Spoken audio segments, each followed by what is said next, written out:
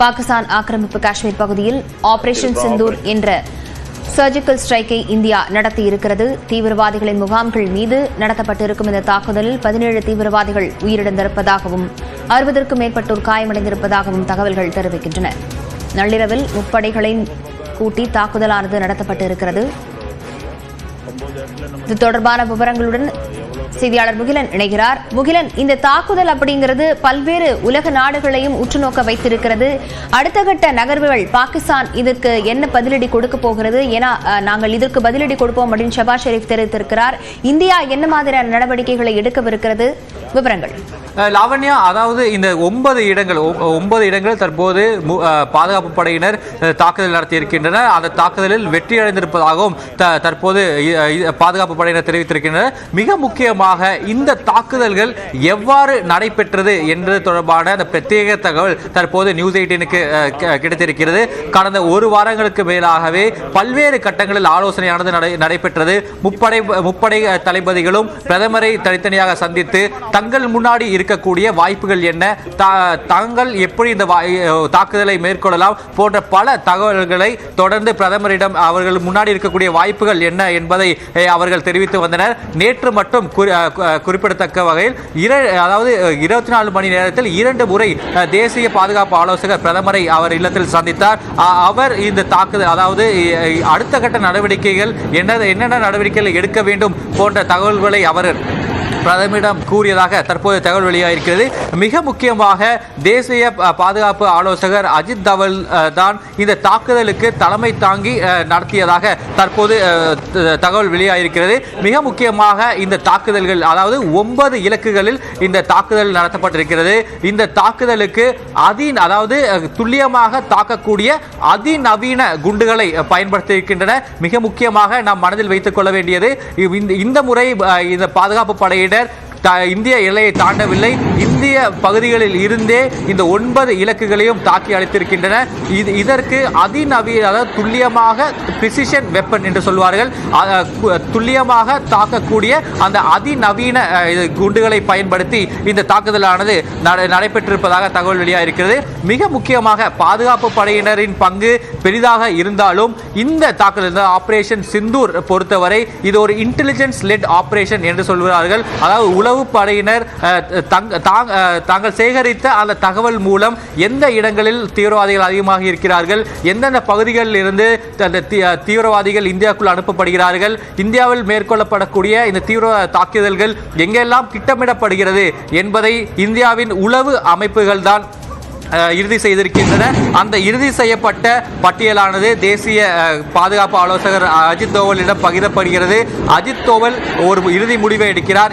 அதாவது அவர்கள் கொடுத்த பட்டியலில் எங்கெங்கு தாக்குதலை நடத்த வேண்டும் என்பதை தேசிய பாதுகாப்பு ஆலோசகர் உறுதி செய்கிறார். அதை பிரதமரிடம் காண்பிக்கப்பட்டு பின்னர் பிரதமர் இதுக்கு ஒப்புதல் அளித்த பின்பே இந்த தாக்குதலானது நடைபெற்றிருப்பதாக தற்போது தகவல் வெளியாகிருக்கிறது. அதே போல இந்த தாக்குதல் பொறுத்தவரை, அதாவது நாம் நேற்று முழுவதுமே பார்த்திருக்கிறோம், போர் ஒத்திகை தொடர்பான அந்த செய்திகள் தான் தொடர்ந்து வெளிவந்த வண்ணம் இருந்தன. இந்த போர் ஒத்திகை தொடர்பான விஷயங்கள் விவாதிக்கப்பட்டிருந்த போது இந்த தாக்குதல் தொடர்பான திட்டமிடலும் நடந்திருப்பது தான் தற்போது தகவல் நடந்திருக்கிறது. அதே போல இந்த தாக்குதல் தொடர்பான தகவல் மிக சிலருக்கே, ஒரு குறிப்பிட்டப்பட்ட ஒரு மிக சிலருக்கே இது தெரிந்திருக்கிறது. அதை அடுத்து இதுக்கென்றே ஒரு பிரத்யேகமான ஒரு கண்ட்ரோல் ரூமும் அமைக்கப்பட்டு வெகு சிலருக்கே இந்த தாக்குதல் எப்போது எங்கு நடத்தப்படுகிறது, எதன் மூலம் நடத்தப்படுகிறது, இந்த தாக்குதலில் யாரெல்லாம் பங்கேற்க போகிறார்கள் என்ற அந்த பிரத்யேக தகவலானது பகிரப்பட்டு இந்த தகவல் இந்த தாக்குதலானது நடைபெற்றிருக்கிறது. நேற்று சுமார் 1.5 மணிக்கு மேலாக இந்த தாக்குதலானது பாகிஸ்தான் மீது நடத்தப்பட்டிருக்கிறது.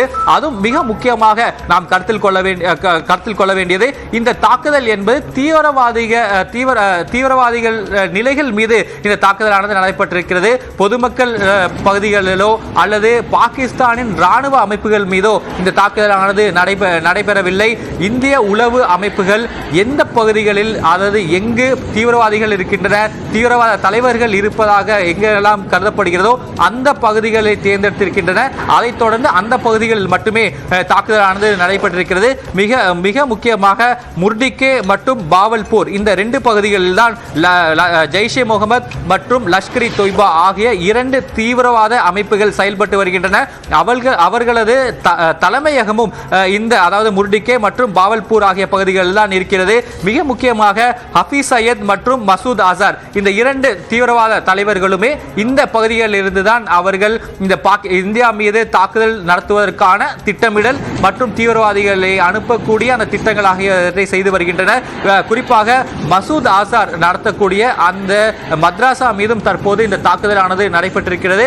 இந்த 9 இலக்குகளில் 8 இலக்குகள் மദ്രാസാக்கள் தான் என்றுதான் கூறப்படுகிறது.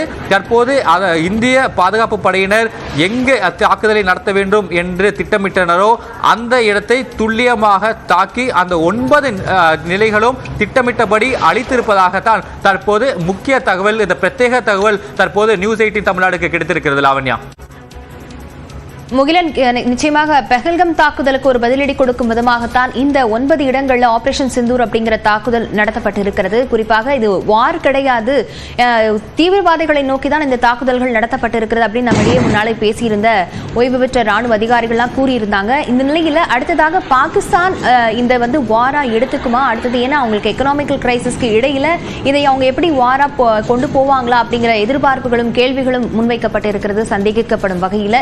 இதை நம்ம எப்படி எடுத்துக்க வேண்டியது இருக்கு? ஏன்னா இந்தியாவும் அமெரிக்கா, ரஷ்யா உள்ளிட்ட நாடுகளுக்கு இந்த தாக்குதல் குறித்த விளக்கத்தையும் அளித்திருக்கிறது இல்லையா முகிலன்?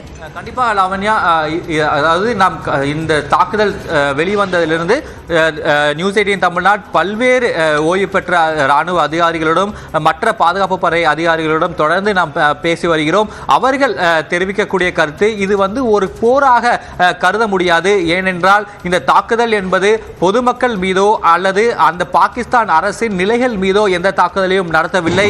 இது முழுவதும் தீவிரவாதிய நிலைகள் மீது மட்டுமே இந்த தாக்குதல் நடத்தப்பட்டிருக்கிறது. இது ஒரு டெரரிஸ்ட் ஆபரேஷனாகத்தான் பார்க்க வேண்டும். இதற்கு பாகிஸ்தான் எவ்வாறு, அதாவது அதிகாரப்பூர்வமாக அவர்கள் இதற்கு எவ்வாறு அவர்கள் இதுக்கு பதில் கூறப் போகிறார்கள் என்பதை நாம் பார்க்க வேண்டும் என்றும் தெரிவித்திருந்தனர். பாகிஸ்தான் ஏற்கனவே தங்களது கண்டனத்தை தெரிவித்திருக்கிறது. ஆனால் பாகிஸ்தான் ஏதேனும் ராணுவ நடவடிக்கையில் ஈடுபடுவார்களா என்பது ஒரு மிகப்பெரிய கேள்வியாக இருப்பதாகத்தான் பல்வேறு இந்த பாதுகாப்பு படை அதிகாரிகளும் தெரிவித்திருக்கின்றனர். ஏற்கனவே கூறியதுபடி இது ஒரு தீவிரவாத நிலைகள் மீது மட்டுமே நடத்தப்பட்ட தாக்குதல். அதனால் இது ஒரு போராக கருத முடியாது என்றும் தற்போது பல்வேறு பாதுகாப்பு படையினர் ஓய்வு பெற்ற அதிகாரிகளும் தெரிவிக்கின்றனர். மிக முக்கியமாக இந்த தாக்குதல் நடந்ததிலிருந்து பாகிஸ்தான் பகுதிகளில் இருந்து எல்லை பகுதிகள், அதாவது இந்திய எல்லை பகுதியில் ஜம்மு காஷ்மீர் பகுதிகளில் பொதுமக்கள் வசிக்கக்கூடிய பகுதிகள் மீது இந்த ஆர்ட்டிலரி ஷெல்ஸ் என்று சொல்வார்கள், அதை பயன்படுத்தி இந்த தற்போது தாக்குதலில் ஈடுபட்டு வருவதாக தெரிவிக்கின்றனர். பகல்காம் தாக்குதலை தொடர்ந்து நாம் பார்த்து வருகிறோம். தொடர்ந்து சுமார் ஒரு கடந்த 12 நாட்களுக்கு மேலாக தொடர்ந்து அவர்கள் அந்த சீஸ்ஃபயர் வயலேஷனில் ஈடுபட்டு வருகின்றனர்.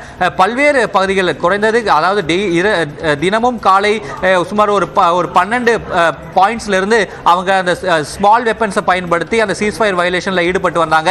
ஆனால் இன்று காலை அவர்கள் அந்த ஆர்ட்டிலரி ஷெல்ஸ் பயன்படுத்தி இந்த எல்லை பகுதிகளில், அதாவது இந்தியாவுக்கு உட்பட்ட அந்த எல்லை பகுதியில் பொதுமக்கள் வசிக்கும் பகுதிகளில் அந்த தாக்குதலில் அவர்கள் ஈடுபட்டு வரக்கூடிய அந்த தகவலும் வெளியாயிருக்கிறது. இது தொடர்பான காட்சிகளையும் நாம் வெளியிட்டு வருகிறோம். இதில் இந்தியர்கள் பலரும் காயமடைந்திருக்கின்றனர். அவர்களும் மருத்துவமனைக்கு அனுமதிக்கப்பட்டு சிகிச்சை பெற்று வருகின்றனர். இனி இந்தியாவும் இதற்கு பதிலடி தரும் என்றும் எதிர்பார்க்கப்படுகிறது. லாவண்யா, முகிலன், குறிப்பாக இந்த தாக்குதலை தொடர்ந்து, சர்ஜிக்கல் ஸ்ட்ரைக்கை தொடர்ந்து அடுத்ததாக இந்தியா அட்மினிஸ்ட்ரேட் காஷ்மீர் ஆகட்டும் இல்ல பஞ்சாப் ஆகட்டும், இந்த மாதிரியான எல்லை பாதுகாப்பு பகுதிகளில் எந்த மாதிரியான பாதுகாப்பு நடவடிக்கைகளை இந்தியா தரப்பிலிருந்து துரிதப்படுத்தப்படும்?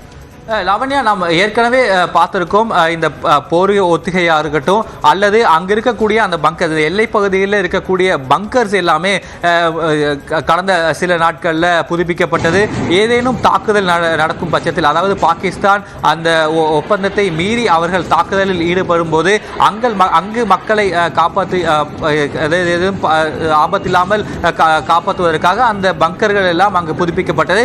அதே போல பாதுகாப்பு படையினரும் முழு தயார் நிலையில் வைக்கப்பட்டிருக்கின்றன. இன்று நாம் பேசிக்கொண்டிருக்கும் போது கூட ராஜஸ்தான் பகுதியில் தற்போது விமானப்படை ஒரு போர் ஒத்திகையில் அவர்கள் ஈடுபட்டு வருகின்றனர். ஏற்கனவே இது வந்து ஏற்கனவே திட்டமிடப்பட்ட ஒரு விமானப்படை அந்த பயிற்சி என்றாலும் தற்போது அந்த விமானப்படையினர் ஒரு பயிற்சியில் ராஜஸ்தான் பகுதி, அதாவது பாகிஸ்தானுடனான அந்த எல்லை பகுதிகளில் ஒரு பயிற்சியில் ஈடுபட்டு வருகின்றனர். அதே போல காஷ்மீர் போன்ற அந்த எல்லை பகுதிகளில் இராணுவத்தினரும் முழு தயார் நிலையிலும் இருக்கின்றனர். நான் ஏற்கனவே குறிப்பிட்டதுபடி அந்த சீஸ்ஃபயர் வயலேஷன்ல ஈடுபட்டு வரக்கூடிய அந்த பாகிஸ்தானுக்கு தக்க பதிலடியும் தற்போது இந்திய பாதுகாப்பு படையினர் திருப்பி வழங்கி வருகின்றனர் என்பதையும் நாம் கருத்தில் கொள்ள வேண்டும். லாவண்யா.